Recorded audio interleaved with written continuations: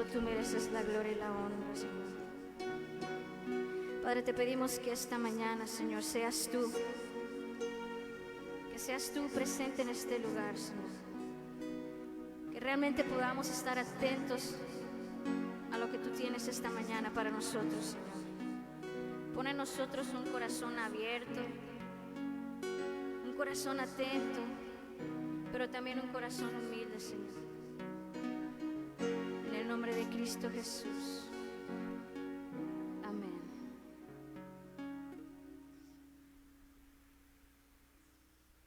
Sí. Muy buenos días, hermanos. Si gustan tomar asiento.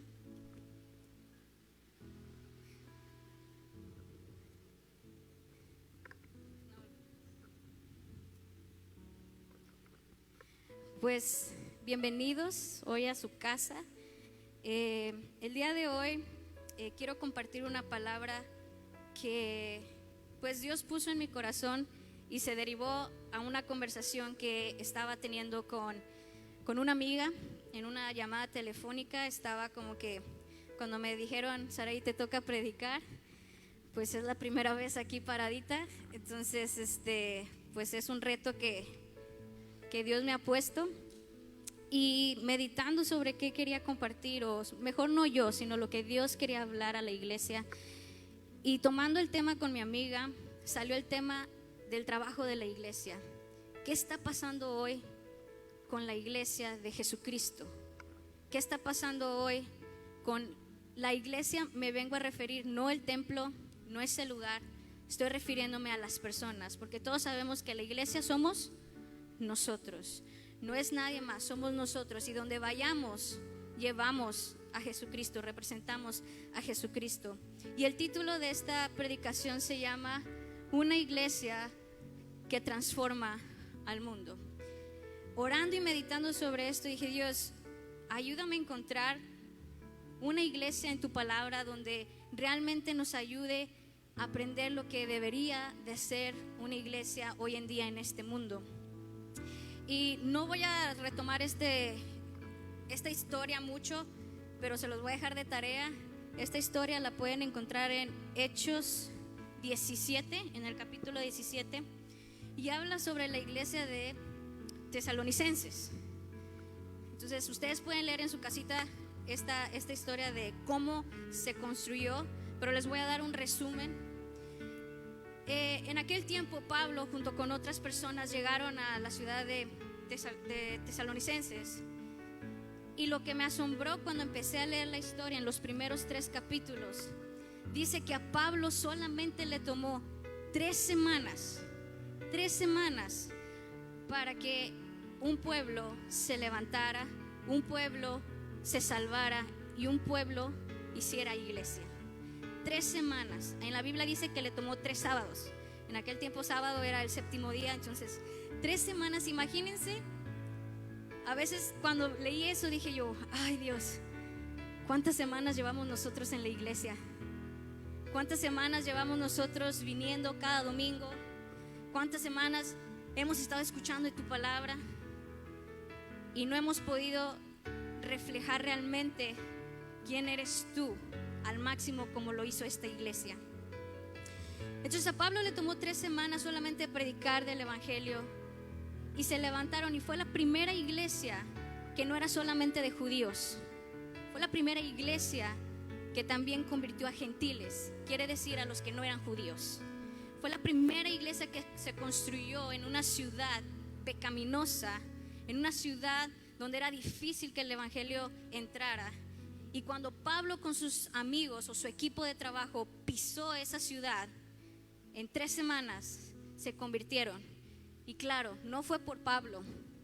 Si vemos la historia de Pablo, Pablo era un discípulo que él se mantenía firme, que él se mantenía en las cosas de Dios, que él oraba y que él tomaba sus tiempos. ¿Para qué? Para que Dios le llevara la palabra exacta que tenía que decir a esa ciudad. En 3 semanas también se levantó un movimiento negativo. Y lo peor de todo, que el movimiento negativo fue con los mismos judíos. Los judíos, que era el pueblo escogido por Dios, se enojó, tuvo celos, y armaron chismes en contra de Pablo y su equipo, en el cual se dirigieron en aquel tiempo el que dirigía esa ciudad. Y en esa ciudad el rey dijo: los vamos a destituir. Pablo y su equipo fue alejado. De hecho, no de buena manera, sino lo desterraron, lo quitaron de esa ciudad, lamentablemente feo. Y lo que más me dolió en ese instante eran que eran judíos, los mismos que habían experimentado el amor de Dios. Tuvieron celos y dijeron: no podemos dejar que las cosas de Dios impacten esta ciudad. Cuando Pablo se tuvo que ir, la iglesia o las personas que tomaron la decisión de seguir adelante se mantuvo firme, aun cuando la sociedad, aun cuando los gobernadores, aun cuando el rey les prohibió, la iglesia siguió.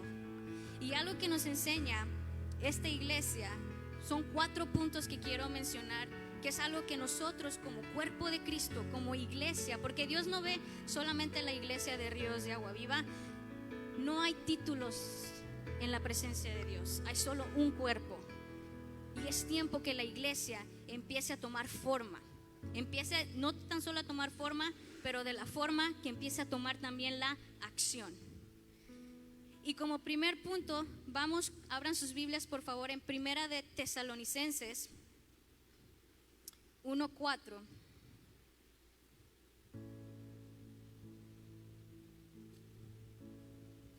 Y vamos a leer del 4 al 9. Y dice así: porque conocemos, hermanos amados de Dios, vuestra elección, pues nuestro evangelio no llegó a vosotros en palabras solamente, sino también en poder, en el Espíritu Santo y en plena certidumbre, como bien sabéis, cuáles fuimos entre vosotros por amor de vosotros. Y vosotros vinisteis a ser imitadores de nosotros y del Señor, recibiendo la palabra en medio de gran tribulación, con gozo del Espíritu Santo, de tal manera que habéis sido ejemplo a todos los de Macedonia y de Acaya que han creído. Porque partiendo de vosotros ha sido divulgada la palabra del Señor, no solo en Macedonia y Acaya, sino que también en todo lugar vuestra fe en Dios se ha extendido, de modo que nosotros no tenemos necesidad de hablar nada, porque ellos mismos cuentan de nosotros la manera en que nos recibisteis y cómo os convertisteis de los ídolos a Dios, para servir al Dios vivo y verdadero. Al leer este capítulo del 4 al 9, ¿qué nos enseña? Que la iglesia de Tesalonicenses era una iglesia que ganaba almas, y es el primer punto. La iglesia de Tesalonicenses era una iglesia que ganaba almas, no era una iglesia dominguera, no era una iglesia donde nada más veníamos a recibir de Dios: venga Dios, quiero tus bendiciones y quiero que me construyas.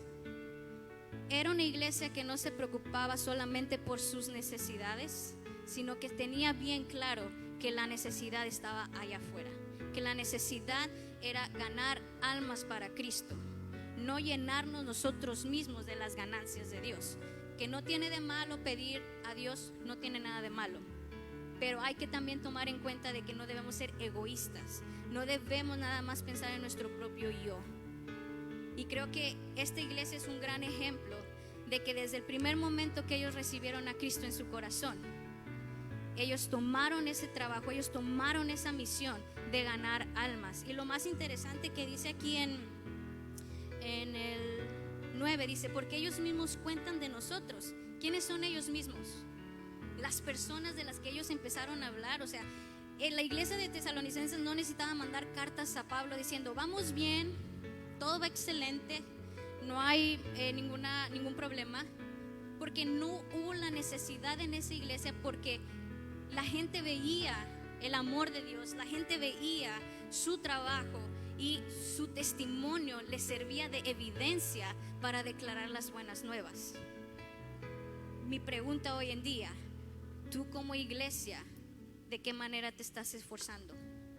¿Te estás esforzando demasiado para que seas tú reconocido, o tu propio testimonio está hablando de quién es Dios a través de ti? Y no quiero sonar que los estoy regañando ni nada de eso, es algo que también a mí me mueve, especialmente hoy en día que estamos con lo de la pandemia, y muchos hablan de la pandemia y que la pandemia y que la pandemia y que la pandemia, pero ¿cuántos estamos hablando, como anteriormente el pastor Wallace, cuántos de nosotros estamos declarando las verdades, las promesas de Dios? ¿Cuántos de nosotros realmente está tomando, como lo hizo la iglesia de Tesalonicenses, esa misión de ganar almas por Cristo? Porque ellos dicen aquí que ellos recibieron a Cristo en su corazón en medio de una tribulación. No dice que estaban calmados, no dice que estaban relajados, dice ahí exactamente que aún en medio de la tribulación ellos tuvieron ese corazón dispuesto a escuchar la verdad y ser salvos. Y tenemos que empezar como iglesia a preocuparnos no nada más por lo que pasa aquí en la iglesia, debemos de preocuparnos lo que está pasando ahí en el mundo, porque Dios viene por una iglesia y su mandamiento dice, no mandamiento sino su misión dice ir y predicar el evangelio a todo el mundo. Por eso hablamos de misiones, por eso hablamos de predicar. Y no de misiones, no te quiero decir que te vas a ir al final del mundo. Tú mismo, donde trabajas, tú mismo, donde interactúas, ahí es donde está el poder de Cristo, porque tú eres la iglesia y es donde Dios quiere que tú obres. Y no te está diciendo que tienes que desgastarte, Él te está diciendo, ven a mí, concéntrate en mí, recibe mi palabra y todo lo demás será por añadidura. Todo lo demás vendrá. Ellos, como dice aquí, ellos no necesitaron declararse, somos la mejor iglesia, tenemos la mejor alabanza, tenemos los mejores oradores, tenemos todos los oradores en una casa de oración. Ellos no necesitaron jactarse de nada. Es más, ellos ni hablaron, las demás personas hablaron de ellos. Y tampoco quiero que digan, ay, pues vamos a hacerlo para que todo el mundo hable de nosotros. No, es para que todo el mundo hable de Jesucristo. Y van a decir, bueno, ¿qué método hizo esta iglesia para ganar almas? Dice, al escuchar no solo se quedaron con las palabras. Cuando ellos escucharon de la palabra de Dios por medio de Pablo, no dijeron, gracias, ya lo recibí, voy a trabajar, voy a tomar mis pasos, ya veremos más adelante. Ellos, al instante que recibieron a Cristo en su corazón, ellos dieron pasos de fe. Ellos dijeron, lo que yo recibí, por gracia recibí y por gracia daré. Y ellos comenzaron, yo quiero que lo que a mí me dieron, yo quiero que los demás también lo experimenten. ¿Y cuántos de nosotros realmente tenemos ese ardor que digan, Dios, recibí tu amor, recibí tu salvación, quiero que otros también lo escuchen? ¿Cuántos de nosotros realmente tenemos esto en nuestra mente? Y no hay método alguno, porque no son los métodos, sino es la semejanza de cada uno de nosotros con Cristo. Esa fue la diferencia cuando esta iglesia empezó a ganar almas. No necesitaron hablar, como dije, sino que la semejanza que ellos tenían con Cristo y con lo que Pablo les había enseñado, mucha gente se empezó a maravillar, porque veían algo en ellos que pasó en su vida, que a la manera de hablar, la manera de llevarse ante el mundo era tan distinto, que ellos dijeron, algo está pasando aquí, algo está pasando con estas personas, con estas iglesias. Porque acuérdense, la iglesia somos nosotros. Y vamos a ver en el versículo 8, vamos a retomarlo. Dice, porque partiendo de vosotros ha sido divulgada la palabra del Señor, no solo en Macedonia y Acaya, sino que también en todo lugar vuestra fe en Dios se ha extendido, ganando almas. No nada más se quedó en la iglesia de Tesalonicenses, no nada más se quedó aquí en Ciudad Valle, sino que se empezaron a expandir, empezaron a trabajar, empezaron a moverse. Y no nada más eran líderes, no nada más era un grupito de personas, era toda la iglesia. Era una sola iglesia moviéndose con un solo propósito de ganar almas. Eran todos trabajando en equipo, eran todos en conjunto, realmente deseando ganar almas para Cristo, porque sabían la necesidad en esa ciudad que tenían, y era la salvación de Cristo.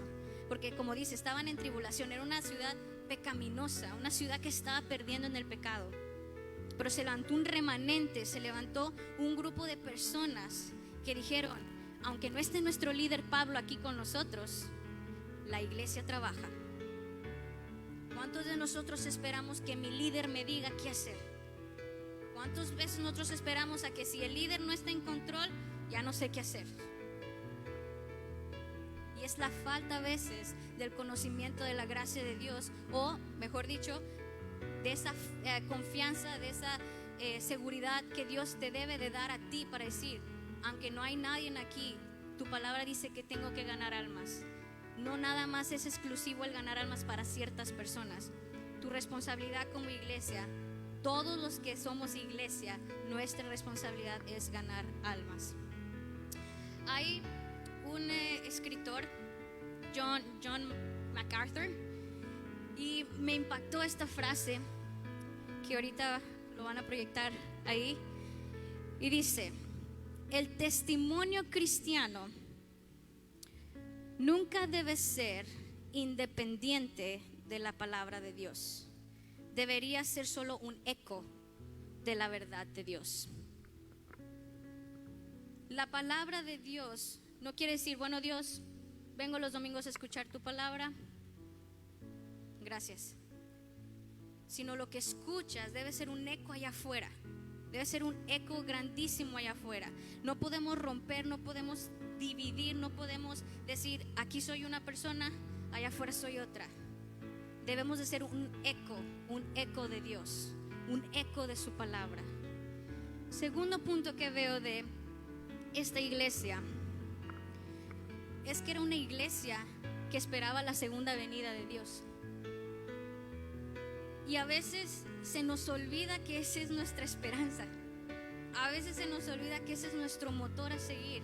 A veces venimos como diciendo: pues vengo porque sé que Dios me salva, sé que Dios me sana, sé que Dios me cuida, sé que Dios puede hacer cosas por mí, sé que Dios puede hacer maravillas con mi vida, sé que Él me puede transformar. Pero esa no es la razón principal. Eso es como quien dice, viene siendo bendiciones en tu trayectoria con Dios. Pero el principal motivo es de que sabemos que un día Él va a regresar, y eso debería ser el motivo más suficiente para seguir predicando, para seguir ganando almas, para seguir entrándonos en su presencia, y no dejar que las tribulaciones, no dejar que los problemas impacten o afecten nuestro ánimo y nuestra fe. Porque nuestra principal misión es de que tenemos la esperanza de que Él va a volver, y el día que vuelva, no quiero que Dios me pregunte: ¿qué hiciste? ¿Qué hiciste con tu vida mientras estuviste aquí en la tierra? Y yo diga: no, Dios, pues fíjate que pues se vino una pandemia y pues no podíamos reunirnos, y pues no podíamos hacer muchas cosas, y pues eso me afectó anímicamente y no pude hacer muchas cosas. Pero tú me conoces, Dios, ¿verdad? Empezamos como que a negociar con Dios. Y digo yo, tenemos que mentalizarnos esto, de que la segunda venida de Dios debe ser el motivo suficiente para que nosotros sigamos trabajando como iglesia. Y no nada más estoy hablando de algunos, estoy hablando de toda la iglesia. Porque a veces creemos, lamentablemente en las iglesias luego creamos exclusividad cuando tenemos grupos. Y la iglesia debe trabajar que aunque tengamos grupos, debe trabajar como una sola, para el mismo propósito. ¿De qué? Para ganar almas. ¿Y cuál es la esperanza? Que Él va a venir. Él va a venir otra vez. ¿Qué tipo de iglesia quieres que Él encuentre? ¿Qué tipo de iglesia quieres que Él realmente, al vernos a nosotros, cómo quieres que Él te vea? ¿Cómo quieres con qué ojos quieres que diga: wow, esta iglesia hizo algo? Dice: el tener esta meta, podemos seguir motivándonos a seguir pase lo que pase en este mundo. Es nuestra esperanza de saber que todo sufrimiento, que todo esfuerzo va a ser recompensado algún día. Debe ser ese motor que nos importa para ser más dedicados en el evangelio, santificación y proclamación de la verdad. Creo que hemos dejado la evangelización por mucho tiempo y hemos enfocándonos, y yo lo hablo personalmente, ¿verdad? Yo siento que hemos enfocado mucho dentro de un templo, dentro de un lugar, hemos echado como que redes para las mismas personas que ya han recibido la salvación, para mismas personas que ya han escuchado de la palabra de Dios. Y seguimos enfocándonos en las personas que ya han escuchado de la palabra de Dios. ¿Cuántos de nosotros estamos siendo capacitados en nuestra intimidad, en nuestro tiempo a solas con Dios, para poder ir a dar una nueva, perdón por la redundancia, allá afuera? ¿Cuántos de nosotros realmente estamos tomando, como la iglesia de Tesalonicenses, ese trabajo, esa misión de ganar almas? Y no estoy diciendo que tienes que invitarlo a la iglesia, al templo. No, ustedes son la iglesia. Si la persona no tiene la confianza de venir a la iglesia, tú eres la iglesia. Enséñale, predícale, pero no le prediques de tu propia opinión, no le prediques de tu propia palabra. Predícale, como dice, la verdadera palabra. Dentro de la enseñanza, dentro de la guía, tienes también que enseñarle cómo también depender de Dios, no que siempre dependa de una persona. Debemos ser dependientes de Dios al 100%. El tercer punto, no tan solo esta iglesia ganaba almas, no tan solo su motivar, su esperanza era la segunda venida de Dios, sino que también era una iglesia firme. Y eso lo podemos ver en Primera de Tesalonicenses 3:8, si vamos ahí.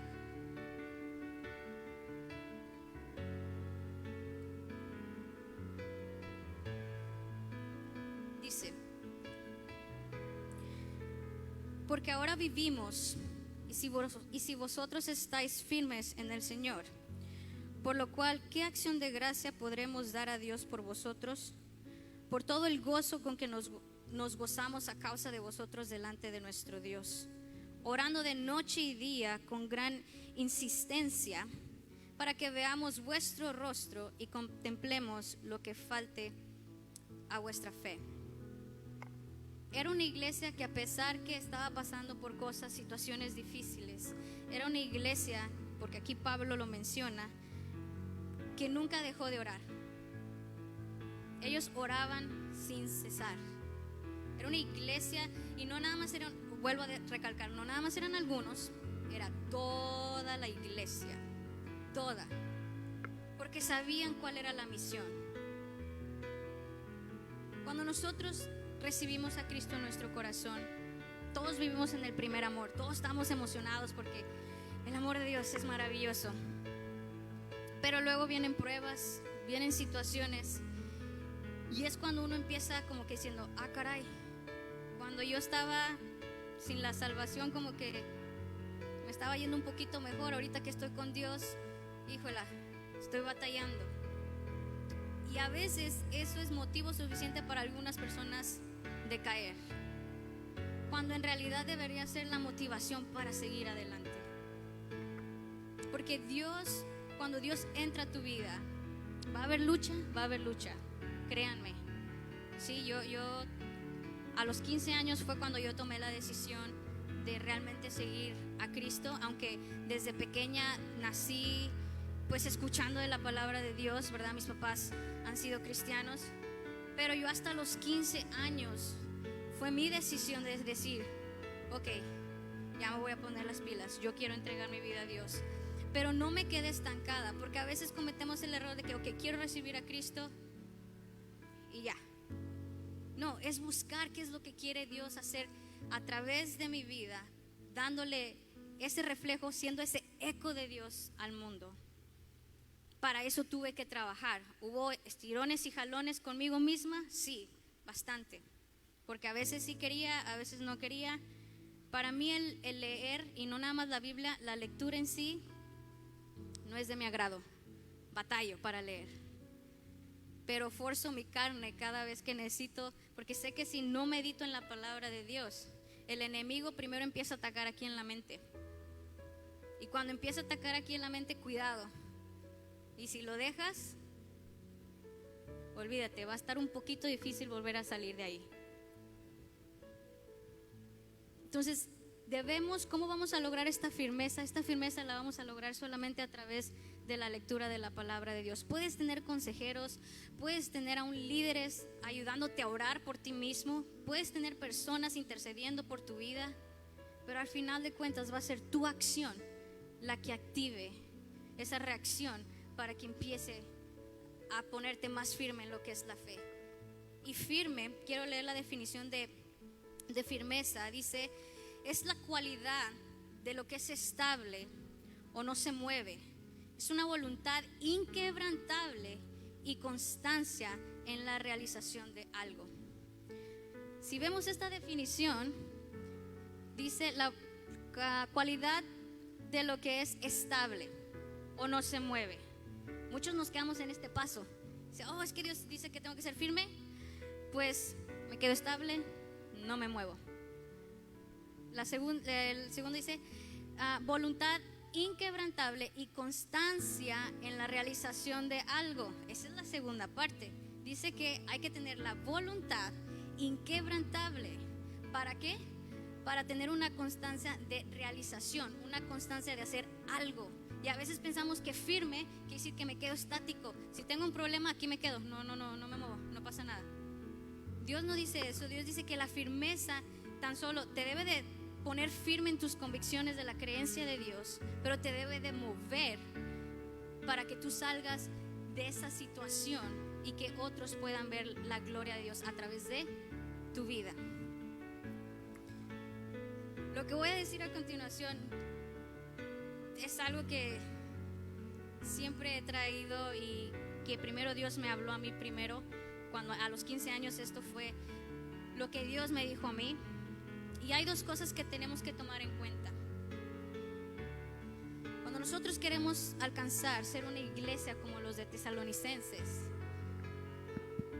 la primera cosa que tenemos que tener en cuenta es dejar de jugar a la iglesia. Cuando yo estaba, me acuerdo que fue en un congreso, mini congreso de jóvenes, esto fue lo que Dios me dijo a mí: Saraí, deja de jugar a la iglesia. Deja de venir y decir que eres cristiana. Deja de venir y decir que crees en Dios. Y cuando realmente se pone a prueba tu fe, desaparece todo eso. Desaparece todos esos títulos. Desaparece el título de cristiana, desaparece el título de fe. Yo creo que como iglesia debemos de dejar de jugar a la iglesia. Debemos de realmente tomar esa responsabilidad de empezar a tomar la misión que Dios nos dice en su palabra y ponerla en acción. La otra cosa que tenemos que tomar en cuenta es de que mantener el amor por la palabra de Dios. Eso también me costó a mí en lo personal. El tener amor por leer la Biblia, el tener amor por realmente meditar, de poder dejar a Dios que discerniera un poquito en mi vida, fue un batallar para mí. Yo no quería decir: Dios, es que esta Biblia me parece bien aburrida. Las palabras que están aquí están muy rebuscadas, no le entiendo. No sé qué quieras. O sea, entraba a leer la Biblia ya bien negativa. O sea, ni daba la oportunidad. Ya así bien negativa. Cuando nosotros entramos negativamente con Dios, así nos vamos a quedar. Y estas son dos cosas que tenemos que tomar en cuenta: de mantener el amor por la palabra de Dios. No nada más por el amor de Dios, porque a veces nos enamoramos de Dios por las cosas buenas que Él nos da, por las bendiciones que Él nos da, y cuando no nos las da, adiós. Pero la palabra de Dios es la que va a reafirmar realmente ese amor por Dios. No te lo va a dar una conversación simple, no te lo va a dar nada más porque un hermano te lo diga. El que te lo va a dar es Dios, y te lo va a dar a través de su palabra. El cuarto punto es, dice, una iglesia sometida. Eso lo podemos ver en Primera de Tesalonicenses 4:11. Dice así: y que procuréis tener tranquilidad y ocuparos en vuestros negocios y trabajar con vuestras manos de la manera que os hemos mandado, a fin de que os conduzcáis honradamente para con los de afuera y no tengáis necesidad de nada. Aquí nos vuelve a remarcar, a fin de que os conduzcáis honradamente para con los de afuera. No nada más dice con los del templo, no nada más con los hermanos de aquí. Donde se debería de realmente ver el amor de Dios es allá afuera. Y al leer esta historia de Tesalonicenses, fue como que también un llamado para mí en lo personal con pues los liderazgos que Dios ha dado la oportunidad de tener en esta iglesia, con los jóvenes, con la alabanza. A veces, en mi experiencia, tomamos las cosas como que, pues siempre tenemos alabanza, pues siempre va a haber jóvenes. Y a veces menospreciaba realmente que eso era un milagro de Dios, tener una alabanza y tener un ministerio de jóvenes. Porque cuando se empezó a menospreciar esto, hubo una temporada donde no tuvimos jóvenes. Hubo una temporada donde no había clase de jóvenes. Y me pegó, dije yo, por estar declarando cosas o por estar menospreciando lo que Dios había puesto en la iglesia. Y hoy en día agradezco por los ministerios, hoy agradezco por las personas que toman o obedecen a ese llamamiento de estar ministrando personas, porque no es algo sencillo, porque quisieras que todos realmente les entrara cuál es el verdadero amor, cuál es el verdadero motivo. Y aún la persona que se para aquí a enseñar quisiera transmitir todo eso, pero sabemos que al final de cuentas también va a depender de ustedes mismos. Podemos escuchar miles de predicaciones, podemos escuchar canciones que nos muevan, que nos toquen, que nos hagan sentir algo, pero a veces las emociones nada más se quedan en el momento. Y nosotros no nos dirigimos por emociones, nosotros nos dirigimos por la palabra de Dios, que es viva y es eficaz.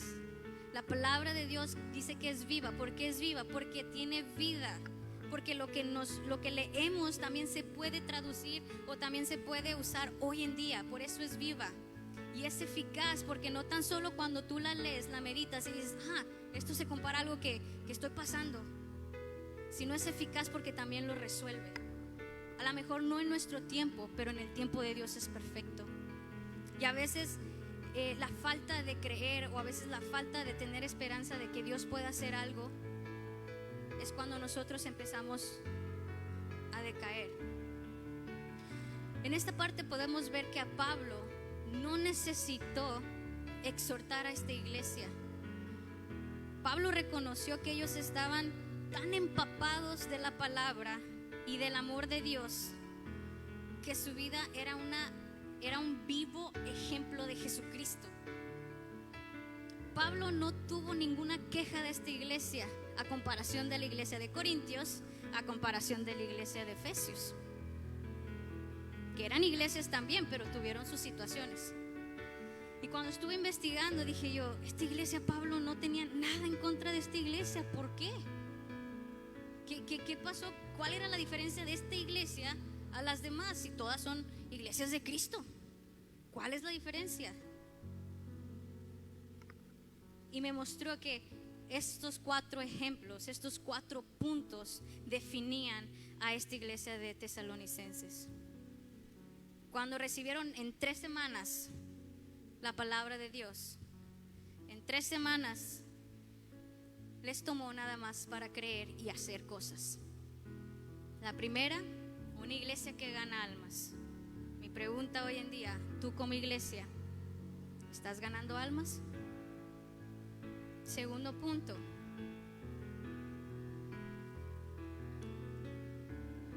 era una iglesia que esperaba la segunda venida de Dios. ¿Realmente como iglesia estamos esperando esa oportunidad de ver a Dios, esa oportunidad de tener ese encuentro con Él? ¿Realmente estamos deseándolo ver cara a cara? ¿Realmente estamos trabajando para que el día que Él venga, Él me pueda reconocer? Él pueda decir, Saraí, no sé, Valeria, Melmarie, o estoy trabajando para que el día que esté a cara dice, nunca los conocí. Tercer punto, era una iglesia firme, que a pesar que estaban teniendo problemas, que a pesar que había cosas que los atacaban, porque nada más era un grupito contra toda la ciudad, ellos no pusieron excusa de que Dios, pues nos están atacando, ahí la dejamos, ¿no? Y la retomamos ya cuando se calme la situación. Hoy en día, en medio de la pandemia, ¿qué estamos nosotros declarando? Espérame, Dios, tantito, deja que pase todo esto y retomamos las cosas de Dios, retomamos el trabajo que estábamos haciendo. Como cuarto punto, era una iglesia que era sometida a Dios, porque debido a su sometimiento Pablo no tuvo ninguna queja, porque él podía ver la palabra insertada, la palabra bien adentrada en sus corazones, y no tan solo recibían palabra, sino que también lo demostraban. Podían ver el amor de Cristo en ellos. Y no es regaño, porque esto me habló a mí Dios. Personalmente me dice, Saraí, ¿tú estás haciendo esa iglesia? ¿Tú realmente en las cosas en las que te desarrollas, realmente estás haciendo esa iglesia que gana almas? Esa iglesia que está esperando la segunda venida de Dios. ¿Tú eres esa iglesia que está firme? ¿Tú eres esa iglesia que realmente está sometida a mi voluntad? Eso me habló a mí. Y solamente estoy compartiendo lo que Dios habló a mi vida. Pero creo que encaja muy bien con nuestro trabajo como congregación, como iglesia, como cuerpo de Cristo. Hace tiempo, desde que el pastor Wally ha estado comentando sobre el avivamiento, sobre cosas, y que a veces pensamos que el avivamiento son cosas hermosas, cosas de estar felices. El avivamiento también pueden ser cosas donde estemos padeciendo, porque ahí es donde podemos ver la gloria de Dios manifestándose a través de esas cosas.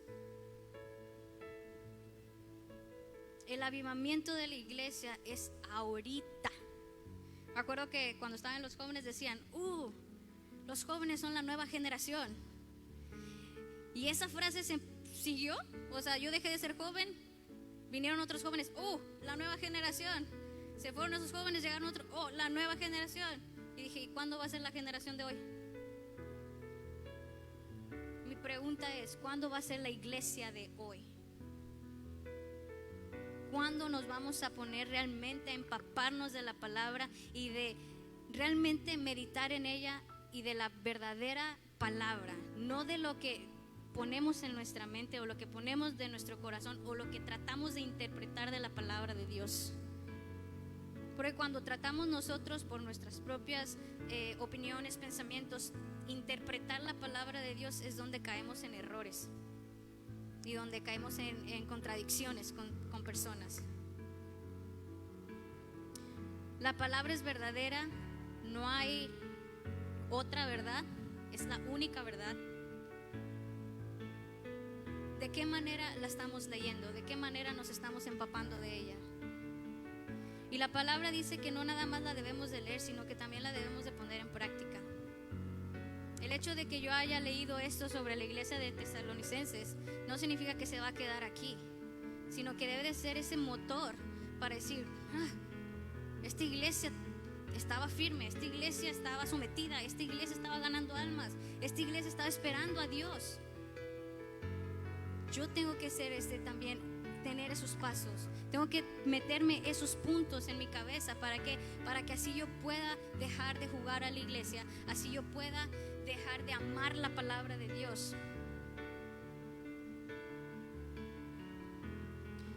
Cuando Dios toca tu vida, hace maravillas.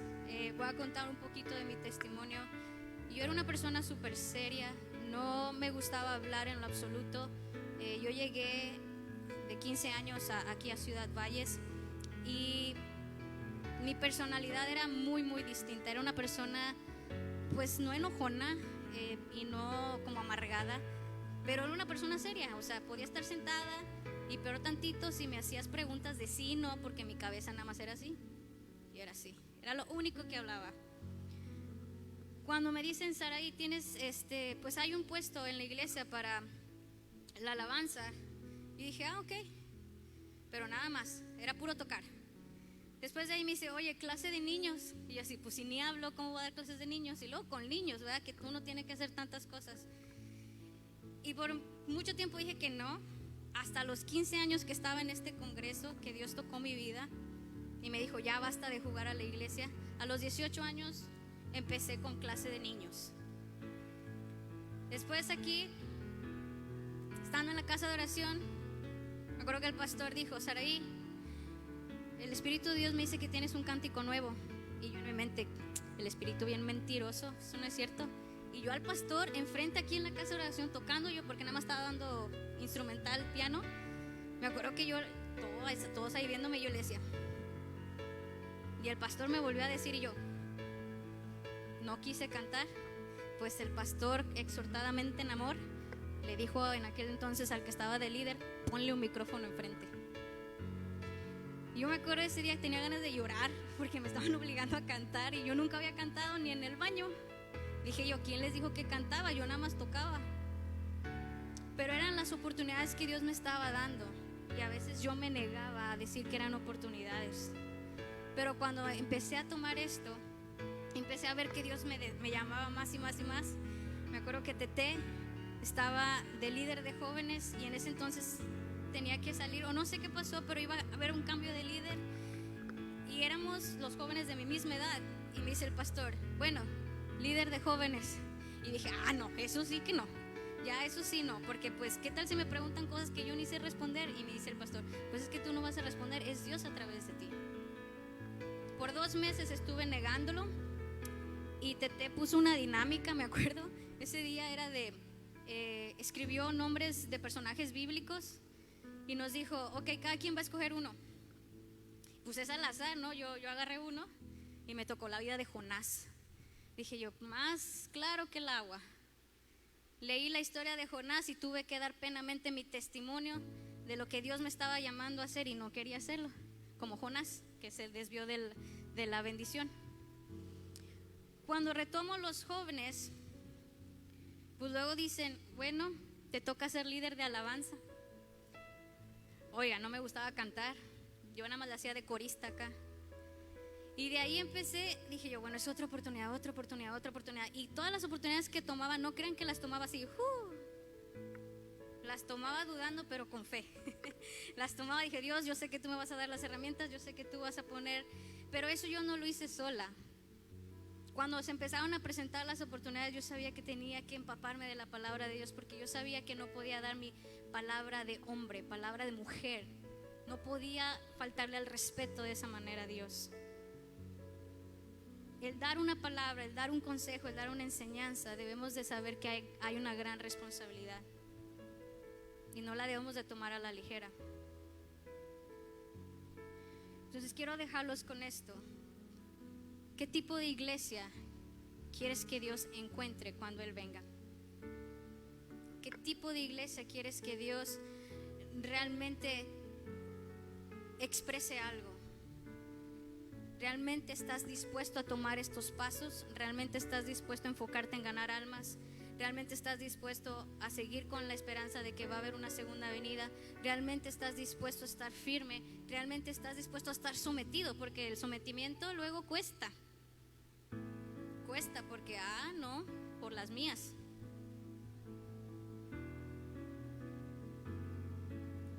Y quiero orar por la congregación. Si nos ponemos de pie, yo sé que no podemos juntarnos ni nada de eso, pero también ahí en tu casa quiero orar por las congregaciones, por las iglesias de aquí de Valles, de todo el mundo. Empieza tú a orar por tu vida, porque tú eres la iglesia. Empieza a declarar lo que Dios quiere que empiece a mover en tu vida. Empieza a declarar lo que Dios realmente quiere que empiece a formar, a transformar en tu vida. ¿Qué cosas quieres que Él haga para que realmente toque tu corazón? Y no nada más un corazón de amor por Él, sino también amor por su palabra y también amor por las obras que Él nos manda hacer. Ahí en tu lugar ponte en cuentas con Dios. Empieza a analizar tu vida. Empieza, no sé cómo quieras empezar, pero ahorita es tu momento con Dios. Tu momento de estar tú a solas en su presencia. muy independiente de lo que está pasando aquí o de lo que yo estoy hablando, tú empieza a meditar y empieza realmente a decir: Dios, ¿qué iglesia soy? ¿Qué tengo que hacer? ¿Qué me falta para ser una iglesia realmente que refleje, que sea un eco de ti? ¿Qué me falta para realmente expresar tu amor, el verdadero amor, y no un amor modificado o un amor falso, sino que sea un amor verdadero?